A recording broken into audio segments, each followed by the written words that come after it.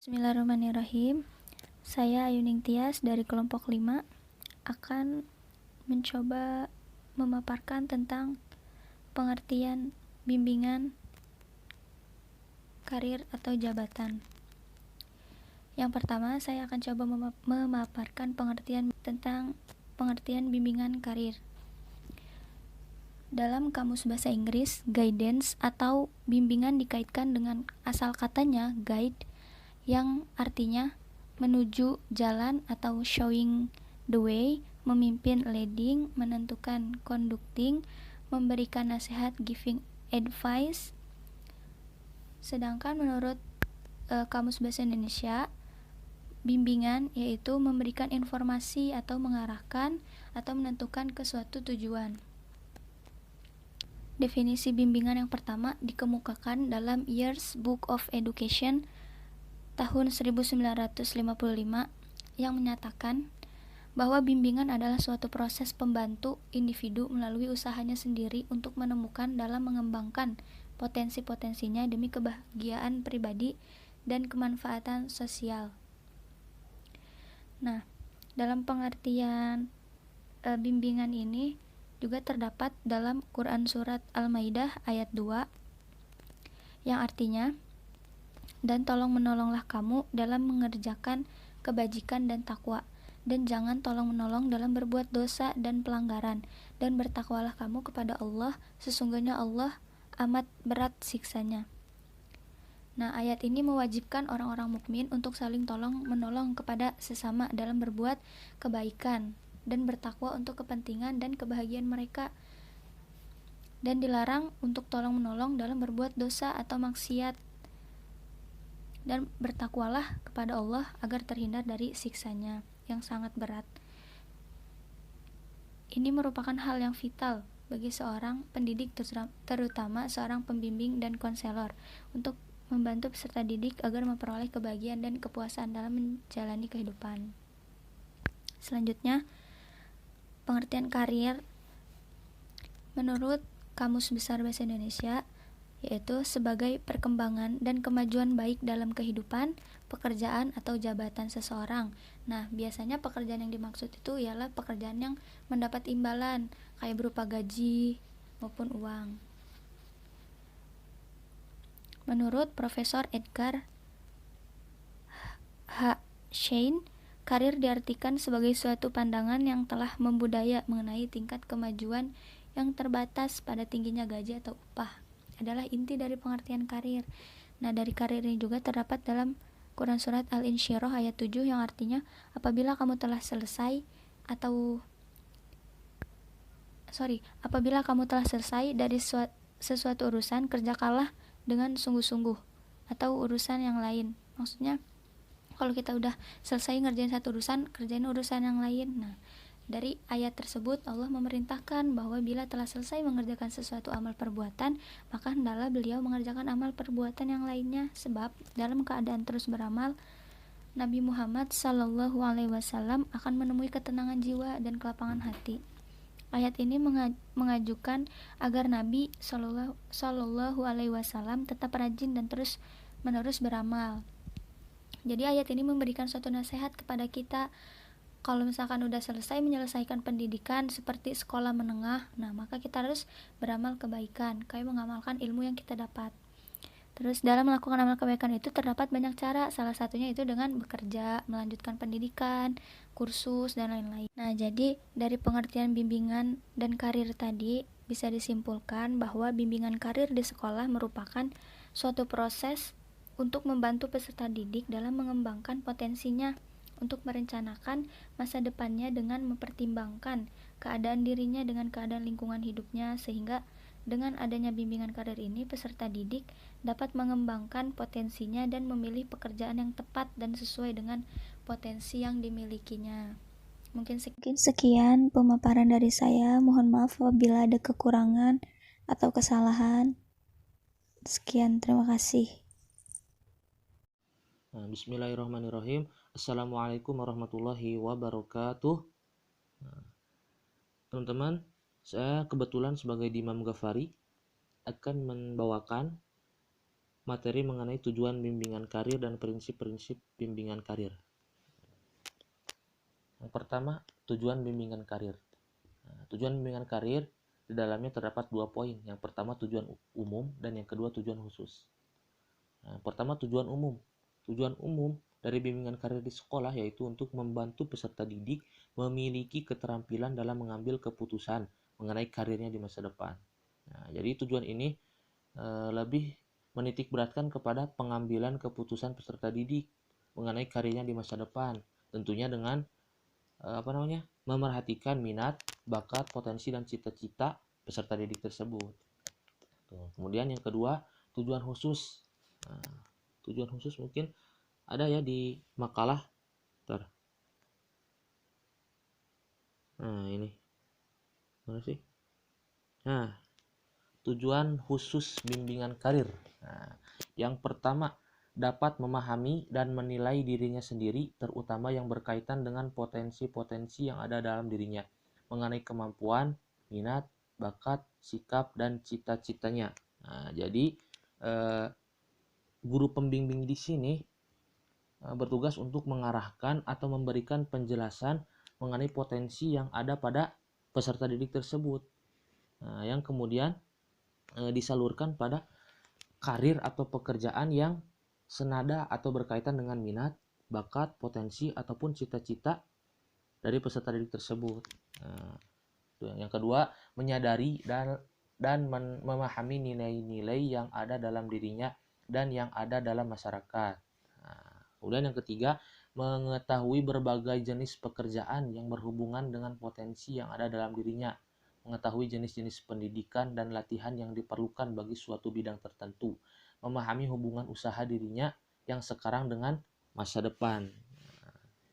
Jadi intinya, poin yang ketiga ini, guru pembimbing ini menjelaskan tentang pekerjaan-pekerjaan yang berkaitan erat dengan potensi yang dimiliki oleh peserta didik. Tapi tentunya potensi yang dimiliki oleh peserta didik itu kan berbeda-beda. Jadi tugas si guru pembimbing ini menjelaskan pekerjaan-pekerjaan yang berkaitan dengan potensi yang dimiliki oleh peserta didik. Contoh misalkan ada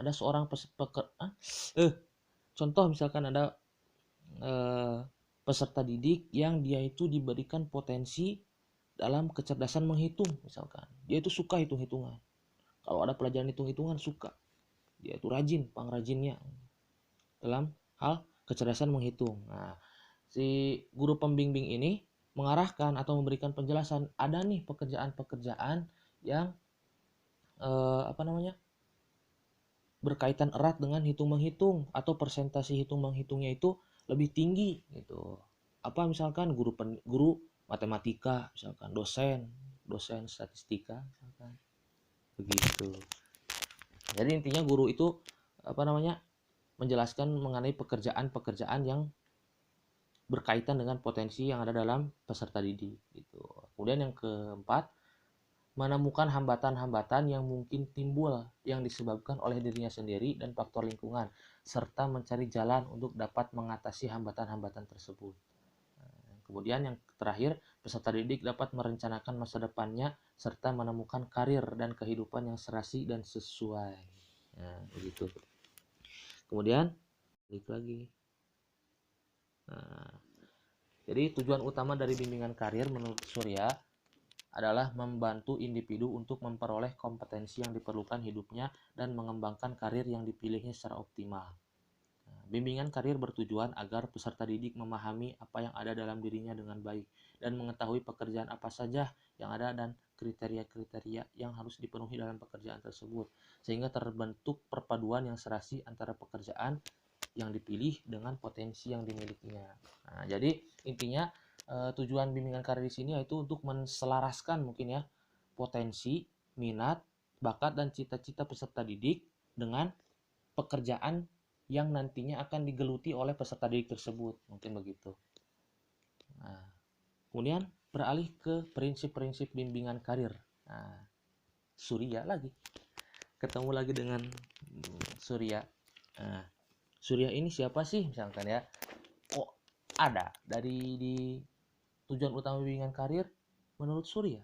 Kemudian prinsip-prinsip bimbingan karir Surya lagi. Nah, menurut Wikipedia, Surya ini bernamakan lengkap Muhammad Surya atau dengan gelarnya itu Profesor Dr. Haji Muhammad Surya. Nah, beliau lahir di Kuningan pada 8 September 1941 dan wafat pada 13 November 2019. Nah, rahimahullah. Nah, beliau ini sebagai akademisi ya, akademisi mungkin. Beliau juga pernah menjabat sebagai Ketua Umum PGRI periode 98 sampai 2003 dan periode 2003 sampai 2008. Nah, itu sumbernya dari Wikipedia ya. Mudah-mudahan tidak salah orang begitu. Nah, tapi jadi pantas ya beliau ini opini-opininya, pikiran-pikirannya itu dimuat di materi-materi yang berkaitan dengan bimbingan konseling ataupun psikologi gitu. Nah, yang pertama yaitu prinsip-prinsipnya. Yang pertama itu seluruh siswa hendaknya mendapatkan kesempatan untuk mengembangkan dirinya dalam pencapaian karir yang tepat. Nah, yang kedua, program bimbingan karir hendaknya memiliki tujuan untuk menstimulasi pendidikan siswa. Kemudian yang ketiga, sehubungan dengan hal yang di atas, dibaca lagi. Setiap siswa hendaknya memahami karir sebagai suatu jalan hidup dan pendidikan sebagai suatu persiapan dalam kehidupan. Nah, kemudian lompat ke poin selanjutnya, siswa memerlukan pemahaman tentang di mana dan mengapa mereka dalam suatu alur pendidikan. Nah, poin sebelumnya silahkan teman-teman baca sendiri ya. Selanjutnya, setiap siswa pada tiap tahap program pendidikan hendaknya memiliki pengalaman-pengalaman yang berorientasi pada karir secara berarti dan realistik. Kemudian siswa hendaknya memiliki kesempatan untuk mengetes konsep dirinya, keterampilan, dan peranan untuk mengembangkan nilai-nilai yang memiliki aplikasi bagi karirnya di masa depan. Kemudian yang terakhir, program bimbingan karir berpusat pada kelas dengan koordinasi pembimbingnya disertai partisipasi orang tua dan masyarakatnya. Nah, mungkin segitu ya materi yang dibawakan oleh saya mengenai tujuan bimbingan karir dan prinsip-prinsip bimbingan karir. Jika ada salah mungkin teman-teman bisa ngoreksinya. Cukup sekian ya. Terima kasih. Wassalamualaikum warahmatullahi wabarakatuh. Bismillahirrahmanirrahim. Assalamualaikum warahmatullahi wabarakatuh.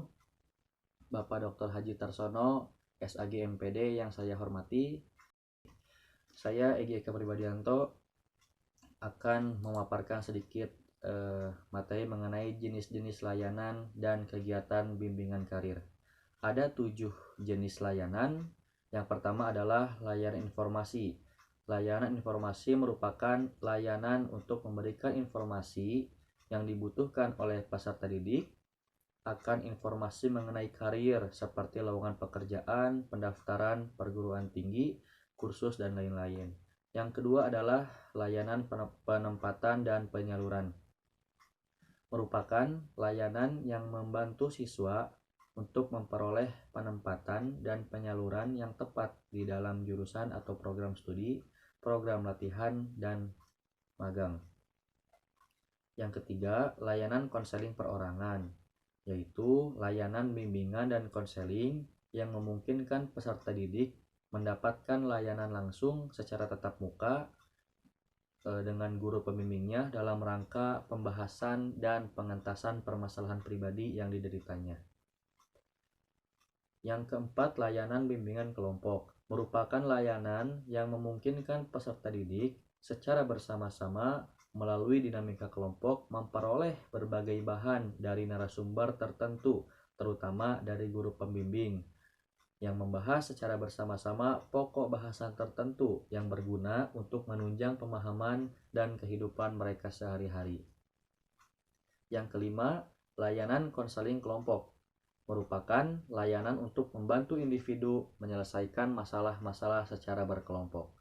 Yang keenam, layanan konsultasi merupakan layanan yang membantu siswa atau pihak lain dalam memperoleh wawasan, pemahaman, dan cara-cara yang perlu dilaksanakan dalam menangani kondisi atau masalah siswa. Dan yang ketujuh adalah layanan mediasi. Layanan mediasi merupakan layanan yang membantu peserta didik menyelesaikan permasalahan dan memperbaiki hubungan antar siswa. Oke, kita lanjut ke materi selanjutnya, yaitu perencanaan layanan bimbingan karir. Nah, layanan bimbingan karir ini ada 8 yang harus diperhatikan untuk merencanakan program satuan layanan yang meliputi 1. Menetapkan materi layanan yang disesuaikan dengan kebutuhan. Yang kedua, menetapkan tujuan dan hasil yang ingin dicapai. 3. Menetapkan sasaran kegiatan. 4. Menetapkan sumber bahan dan narasumber, serta personil yang terkait dan peranannya masing-masing. Yang kelima, menetapkan metode, teknik khusus, media, dan alat yang akan digunakan. Yang keenam, menetapkan rencana penilaian. 7. Mempertimbangkan keterkaitan antara layanan pendukung yang direncanakan itu dengan kegiatan lainnya. Dan yang kedelapan adalah menetapkan waktu dan tempat. Itulah poin-poin yang harus diperhatikan dalam merencanakan program satuan layanan atau pendukung. Demikian yang dapat saya sampaikan. Mudah-mudahan materi ini dapat bermanfaat untuk kita semua. Terima kasih. Wassalamualaikum warahmatullahi wabarakatuh. Bismillahirrahmanirrahim.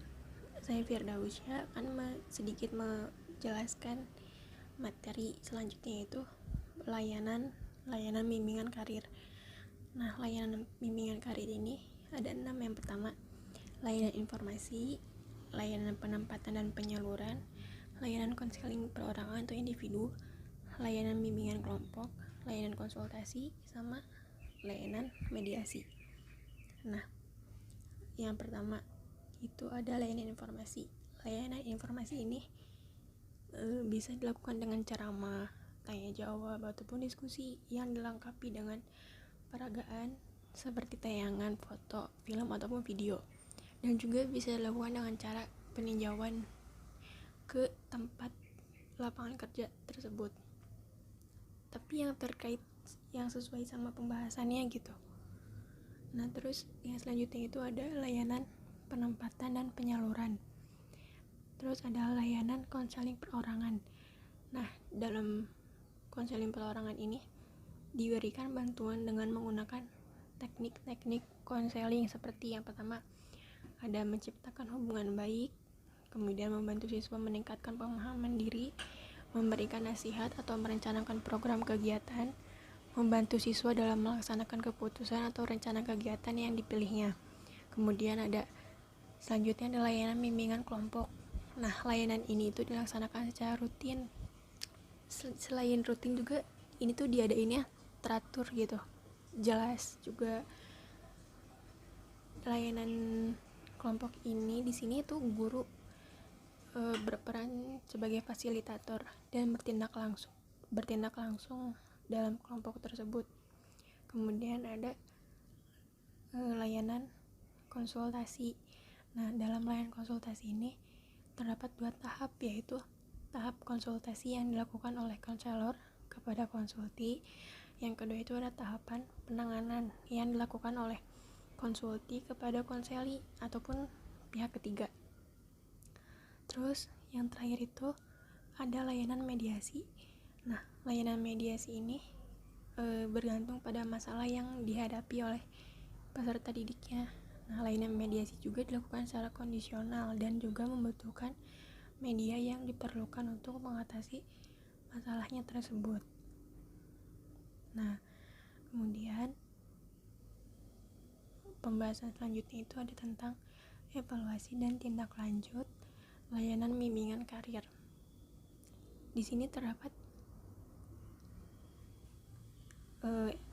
dalam bimbingan konseling itu evaluasi lebih bersifat penilaian dalam prosesnya yang dapat dilakukan dengan yang pertama mengamati partisipasi dan aktivitas siswa dalam kegiatan layanan, kemudian mengungkapkan pemahaman siswa atas bahan-bahan yang disajikan atau pemahaman siswa atas masalah yang dialaminya, kemudian mengungkapkan kegiatan layanan bagi siswa, dan perolehan siswa sebagai hasil dari partisipasi atau aktivitasnya dalam kegiatan layanan. Terus mengungkapkan minat siswa tentang perlunya layanan lebih lanjut. Kemudian mengamati perkembangan siswa dari waktu ke waktu dan mengungkapkan kelancaran proses serta suasana penyelenggaraan kegiatan layanan. Nah, kemudian juga ada tindak lanjut dalam berbagai layanan yang tadi udah disebutin di atas. Ini nggak dicantumin di PowerPoint ya, tapi ada di makalah. Yang pertama itu ada layanan informasi. Nah, dalam layanan informasi ini, guru pembimbing atau konselor hendaknya mengevaluasi tiap kegiatan penyajian informasi. Dan langkah-langkahnya itu yang pertama, guru pembimbing dan konselor mengetahui hasil pemberian informasi, kemudian mengetahui efektivitas suatu teknik, dan mengetahui apakah persiapannya itu udah cukup matang atau masih banyak kekurangannya. Nah, sedangkan yang sebagai tindak lanjutnya itu dengan cara mengecek informasi setiap saat dan update gitu ke informasi sesuai dengan perkembangan zaman ini. Terus yang kedua itu ada layanan penempatan dan penyaluran. Nah, langkah evaluasinya dengan cara mengetahui seberapa cocok penempatan dan penyaluran peserta didik dalam bidang karir dengan guru kelasnya masing-masing. Kemudian menanyakan kepada peserta didik apabila ada permasalahan dalam penempatannya. Kemudian memiliki catatan lengkap tentang penempatan atau penyaluran seluruh siswanya. Dan langkah tindak lanjutnya itu dengan memindahkan peserta didik sesuai dengan bakat minatnya dan potensi kemampuan dianya gitu. Nah, terus yang ketiga itu ada layanan konseling perorangan. Langkah evaluasinya dengan menentukan efektif atau tidaknya usaha ataupun bantuan yang telah dilaksanakan. Sedangkan tindak lanjutnya itu dengan cara membantu peserta didik itu dalam melakukan usaha atau gimana cara buat memecahkan masalahnya. Terus layanan konseling kelompok, layanan bimbingan kelompok, evaluasi dan tindak lanjutnya itu sama kayak konseling yang perorangan tadi, dengan cara melihat efektif atau enggaknya usaha yang dilakukan. Terus dan sebagai tindak lanjutnya itu dengan membantu si peserta didik atau kliennya itu cara buat mecahin masalahnya itu gimana gitu. Nah, terus selanjutnya itu ada layanan konsultasi. Nah, layanan konsultasi ini konselor menganggap bahwa konsulti itu mampu membantu menangani kondisi atau permasalahan dari pihak ketiga yang setidaknya menjadi tanggung jawabnya. Yang terakhir ada layanan mediasi. Layanan mediasi ini melakukan evaluasi segera dan jangka pendek tentang pelaksanaan hasil-hasil mediasi, khususnya menyangkut kepada pihak tersebut. Dan tindak lanjutnya ini menyelenggarakan layanan mediasi lanjutan untuk membicarakan hasil evaluasi dan memantapkan upaya antara pihak-pihaknya itu. Nah, mungkin itu materi yang bisa saya sampaikan. Kurang lebihnya saya mohon maaf. Terima kasih.